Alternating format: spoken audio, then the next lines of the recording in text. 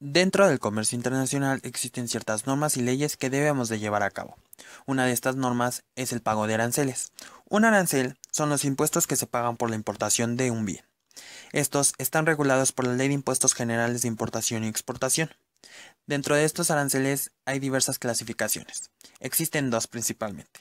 Una de ellas es la barrera arancelaria, que son el conjunto o sistema de impuestos a la importación para regular u obstaculizar la entrada de productos extranjeros a un país. Estos se dividen en proteccionistas y regulatorias. También existen los aranceles diferenciales o contingentes, los aranceles flexibles o compensatorios. Existe también otra barrera que son las no arancelarias.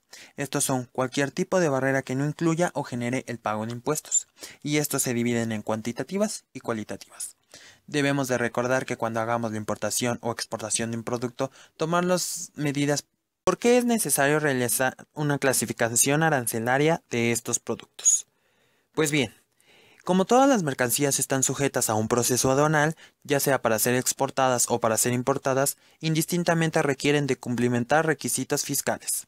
Uno de los requisitos indispensables para poder ser sacadas del país vendedor, como internadas al territorio aduanero nacional del país importador, es el poder efectuar la declaración anual, y una parte obligatoria por parte de los órganos diversos que intervienen en estos procesos, a saber, aduanas, organismos públicos que ejercen o emiten permisos o certificados o ventanillas de comercio exterior, es el poder clasificar arancelariamente las mercancías que se transan.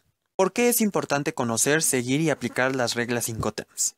Bien, los Incoterms sirven para establecer un lenguaje estandarizado que pueda ser utilizado por los compradores y vendedores que participan en negocios internacionales. Estos son usados para dividir los costos de las transacciones y las responsabilidades entre el comprador y el vendedor. En cuanto a su propósito, es el de proveer un grupo de reglas internacionales para la interpretación de los términos más usados en el comercio internacional. Los Incoterms no son el contrato en sí, pero dependen de estos la correcta interpretación. Se ofrecen con una presentación simple y clara de 11 siglas o abreviaturas de 3 letras. Cada una de ellas encierra el conjunto de obligaciones que asume cada parte que participa en la compraventa internacional. Su finalidad es determinar con precisión los términos del contrato, tales como el reparto de gastos entre exportador e importador, lugar de entrega de la mercancía, documentos que el exportador debe proporcionar al importador, transferencia de riesgos entre exportador e importador en el transporte de la mercancía, quién contrata y paga el transporte, quién contrata y paga el seguro, qué documentos tramita para cada parte y su costo. ¿De qué manera influyen las contribuciones arancelarias y no arancelarias en la importación o exportación de productos? Bien, encontramos diversas respuestas a este cuestionamiento.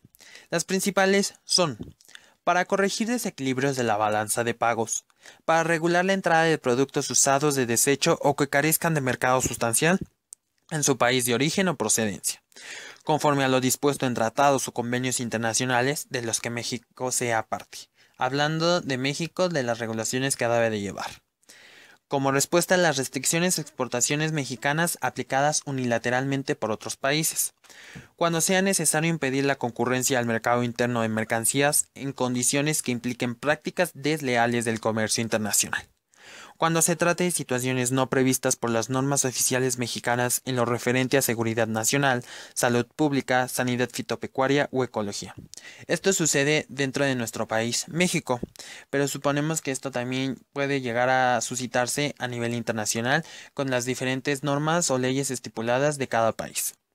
Estas medidas deben someterse a la opinión de la Comisión de Comercio Exterior de la Secretaría de Economía, en el caso de México, y publicarse en el Diario Oficial de la Federación, siempre y cuando no se trate de medidas de emergencia. En todo caso, las mercancías sujetas a restricciones y regulaciones no arancelarias se identificarán en términos de sus fracciones arancelarias y nomenclatura que le corresponda de acuerdo con la tarifa de la Ley del Impuesto General de la Importación y Exportación.